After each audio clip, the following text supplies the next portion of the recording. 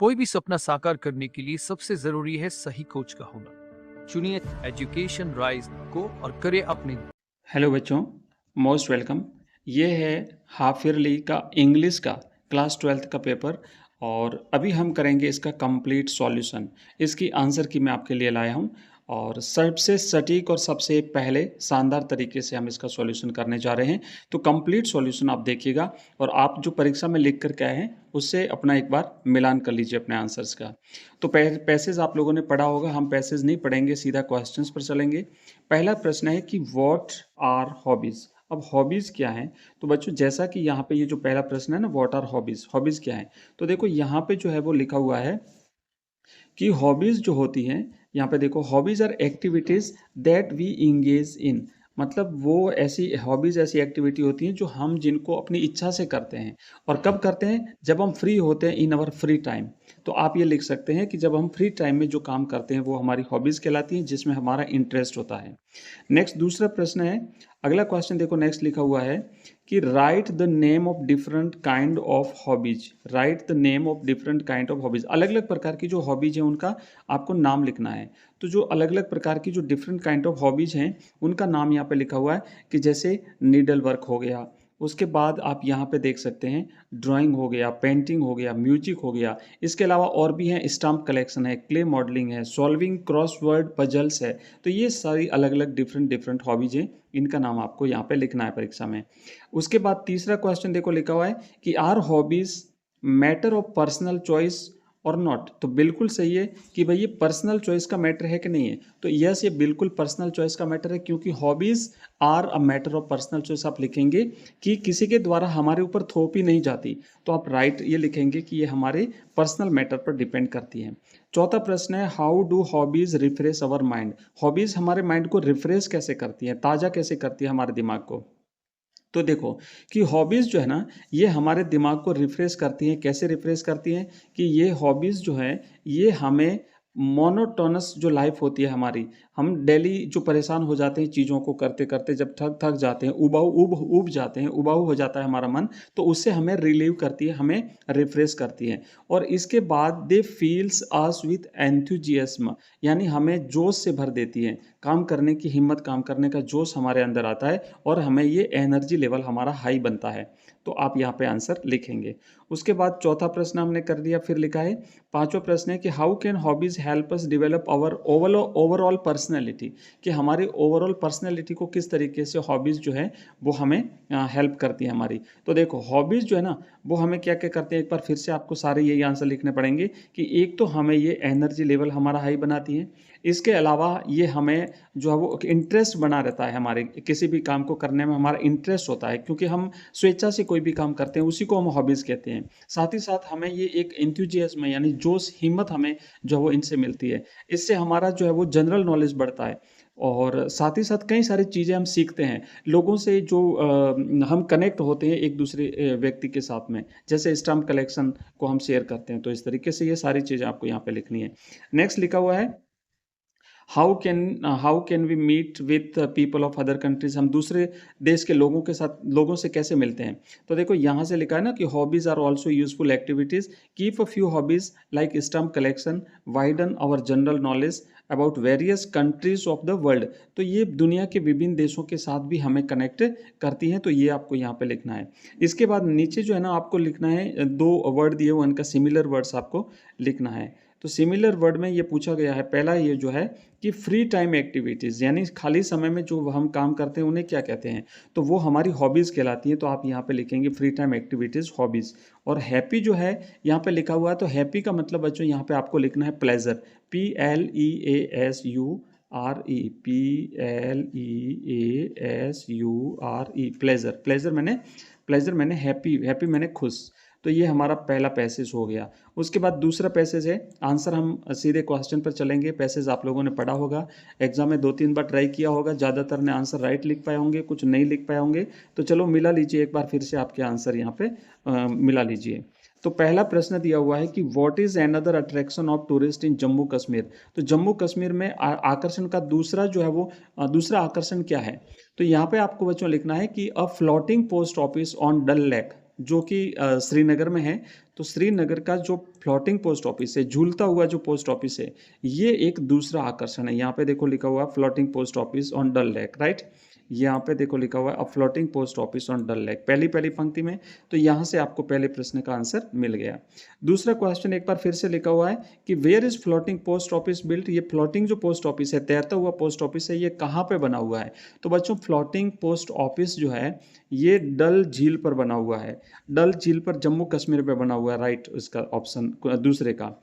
इसके बाद third question है how many rooms the post office has.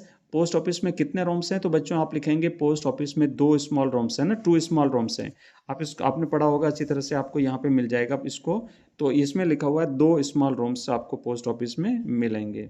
चलो यहाँ पे देखते हैं कि 2 स्मॉल रूम्स है।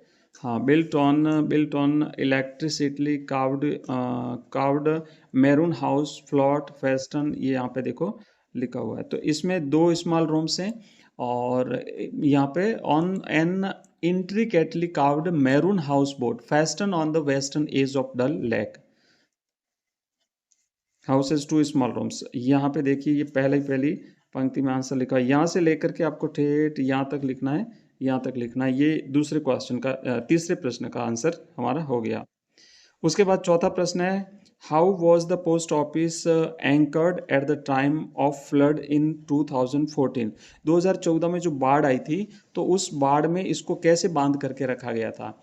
तो during the 2014 flood the houseboat was anchored by rescue team using a special mechanism at the nearby highway. तो उसमें क्या हुआ था कि आपको यहाँ पे लिखना है कि एक जो हाउस बोट थी उस हाउस बोट से बांध करके इसे जो है वो रखा गया था। उसके बाद नेक्स्ट देखो अगला क्वेश्चन है हमारा कि यह है choose the word from the passage which means attraction. Attraction का मतलब होता है बच्चों आकर्षण। तो इसका जो सिमिलर वर्ड है वो रहेगा फैसिनेशन, FASCINATION। फैसिनेशन का मतलब होता है आकर्षण। तो ये हमने पैसेज फर्स्ट और पैसेज सेकंड 2 कंप्लीट कर लिए हैं। बी सेक्शन में हमारा कंप्लीटली बच्चों देखो जो है बी सेक्शन में कंप्लीटली कंपोजिशन है। और कंपोजिशन में मैं आपको बता दूं हमने जो आपको क्लासें दी थी, वीडियोस दिए थे, आप अभी भी यूट्यूब पे पढ़ें, आप देख लेना। जो इसका जो थर्ड क्वेश्चन का जो सेकंड वाला है ना, अथवा वाला, तो इसमें आपको एक इनविटेशन लेटर को एक्सेप्ट करना था। एक्सेप्टिंग इनविटेशन लेटर आप यहाँ पे देख सकते हैं, एक्सेप्टिंग इनविटेशन। और हमने आपको एक करवाया था एक्सेप्ट इनविटेशन को एक्सेप्ट कैसे करते हैं, और वही आपका परीक्षा में पूछा गया है। सिर्फ तारीख बदली गई है और नाम बदला गया है, बाकी बिल्कुल सेम टू सेम था। गवर्नमेंट सीनियर सेकेंडरी स्कूल हमने करवाया था आपको, और यहाँ पर कोटा लिखा हुआ है, हमने शायद जोधपुर का आपको करवाया था। तो ये देखो सेम टू सेम मिला। इसी तरीके से आप देखेंगे नीचे वाली जो रिपोर्ट राइटिंग है, इस रिपोर्ट राइटिंग में हमने ब्लड डोनेशन कैंप पर करवाया था, और यहाँ पर आई ऑपरेशन कैंप पर पूछा गया है। सिर्फ टॉपिक बदला गया है, बाकी सेम टू सेम जो है आपकी रिपोर्ट राइटिंग जो है हो गई है, ठीक है। इसके अलावा जो पैराग्राफ दिया है ये ग्लोबल वार्मिंग पर दिया है। हमने आपको पैराग्राफ राइटिंग जो है वो मॉर्निंग वॉक पर करवाई थी। तो मॉर्निंग वॉक और बस टॉपिक केवल बदला गया है। इसी तरीके से आपका ये क्वेश्चन नंबर 3 और क्वेश्चन नंबर 4, क्वेश्चन नंबर 3 है आपका 4 नंबर का, और क्वेश्चन नंबर 4 भी आपका 4 नंबर का। इसके बाद जो 5वां प्रश्न यहाँ पे दिया हुआ है बच्चों, देखो लिखा हुआ है कि आपको यहाँ पे पांचवा जो प्रश्न है आप एक बार देख लेना। हमने यूट्यूब पे जो वीडियो डाला था अभी भी पढ़ा है, और आप जिन बच्चों ने जो रेगुलर हमारे स्टूडेंट हैं उनको तो शानदार आज आनंद आया होगा, क्योंकि तकरीबन 80% क्वेश्चंस हमारे क्लास में से मिले हैं। तो हमने एक कंप्यूटर सेट को रिप्लेसमेंट के लिए एक लेटर लिखना था डीलर को, और यहाँ पर रेफ्रिजरेटर को रिप्लेसमेंट के लिए एक लेटर पूछा गया है। तो केवल आइटम बदली गई है, कंप्यूटर की जगह सिर्फ रेफ्रिजरेटर आया है, बाकी सेम टू सेम लेटर आपको यहाँ पे मिल गया है। उसके बाद अब सेक्शन हम सी सेक्शन करेंगे, ग्रामर पोर्शन जो है हमारा उसको हम यहाँ पे कर लेते हैं।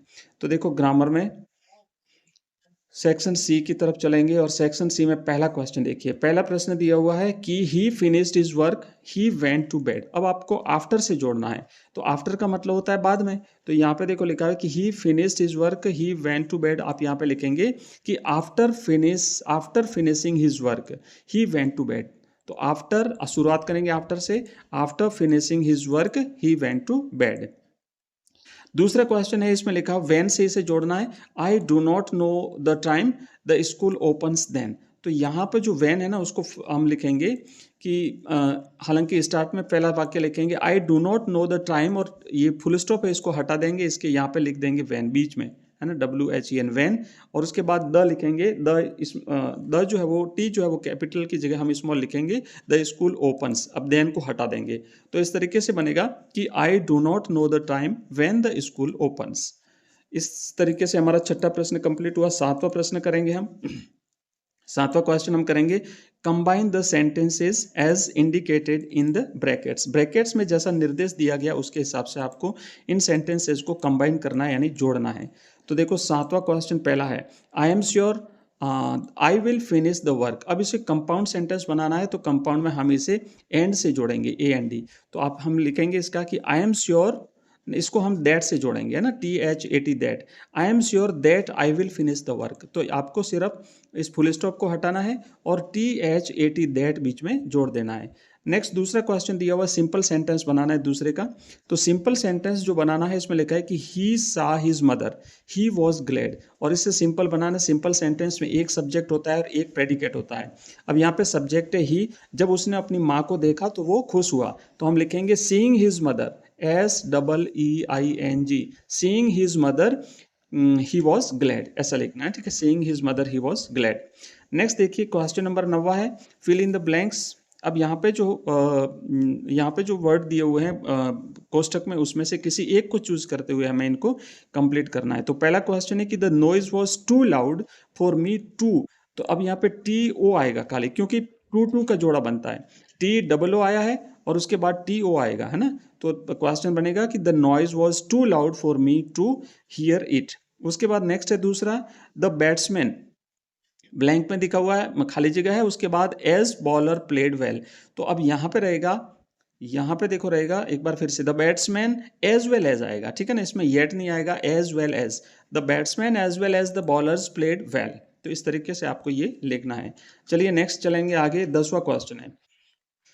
10वां क्वेश्चन जो हमारा आया है बच्चों, ये आया है इंडिगो चैप्टर से लिया गया है। पैसेज को आप लोगों ने पढ़ लिया होगा। सीधा हम क्वेश्चन आंसर की तरफ चलेंगे, क्वेश्चंस को सॉल्व करेंगे। पहला प्रश्न है कि राजकुमार शुक्ला वॉज, तो Rajkumar Shukla was a sharecropper, ठीक है। आप देखिए यहाँ पे जो लिखा हुआ है कि राजकुमार शुक्ला जो है ये एक शेयर क्रॉपर था।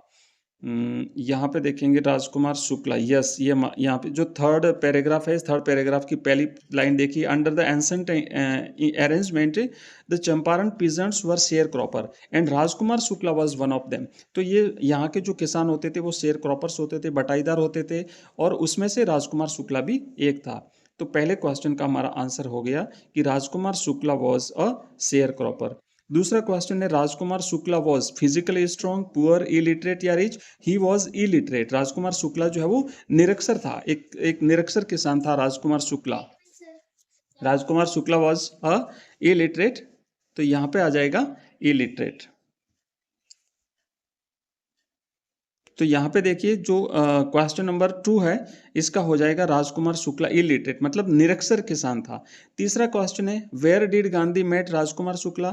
अब यहाँ पे गांधी जी जो है वो राजकुमार शुक्ला को कहाँ मिले थे, तो बच्चों लखनऊ में मिले थे। पहली बार जो लखनऊ में जब वहाँ पे उनका एक अधिवेशन हो रहा था कांग्रेस का, और उस कांग्रेस के अधिवेशन में राजकुमार शुक्ला जो है वो कंप्लेन करने के लिए गए थे। तो यहाँ देखेंगे आप, देखो लिखा हुआ है कि नेशनल, है ना, Indian national Congress party Lucknow. तो यहाँ पे इसका राइट आंसर हो गया हमारा लखनऊ। चलिए नेक्स्ट अगला क्वेश्चन है हमारा, देखो उसके बाद में अगला क्वेश्चन है कि वेयर डिड राजकुमार शुक्ला अकॉम्पनीड गांधी। राजकुमार शुक्ला गांधी जी का पीछा करते करते कहाँ पे गए, तो यहाँ पे आएगा एवरीवेयर, मतलब जहाँ भी गांधी जी गए वहाँ वहाँ शुक्ला गए, और अंत में गांधी जी ने हामी भरी थी चंपारण जाने के लिए। पांचवा क्वेश्चन है कि the word peasant in the passage means. इस पैसेज में पीजेंट का क्या मतलब होता है बच्चों, पीजेंट आया फार्मर के लिए, किसानों को पीजेंट कहा जाता है। तो ये आपका हो गया 6 क्वेश्चन, इस तरीके से हो गए, 5 क्वेश्चन हो गए कंप्लीट। अब जो बाकी जो क्वेश्चन है वे आपके सारे के सारे बुक्स में से दिए हुए हैं। यहाँ पे देखिए एक रेफरेंस टू कॉन्टेक्स्ट, आपको एक एक्सप्लेनेशन पूछा गया है। तो जो पहला एक्सप्लेनेशन है ना, driving from my parents home to Cochin, ये माय मदर एट 66 जो चैप्टर है अपनी पोइम है उसमें से आया है। राइटर है इसकी, जो पोइट है वो है कमला दास। और अब देखो नेक्स्ट, बाकी जो क्वेश्चन है वो आपके सारे बुक्स में से आए हुए हैं। तो ये हमने इसका कंप्लीट सॉल्यूशन कर दिया है, ठीक है। Thank you.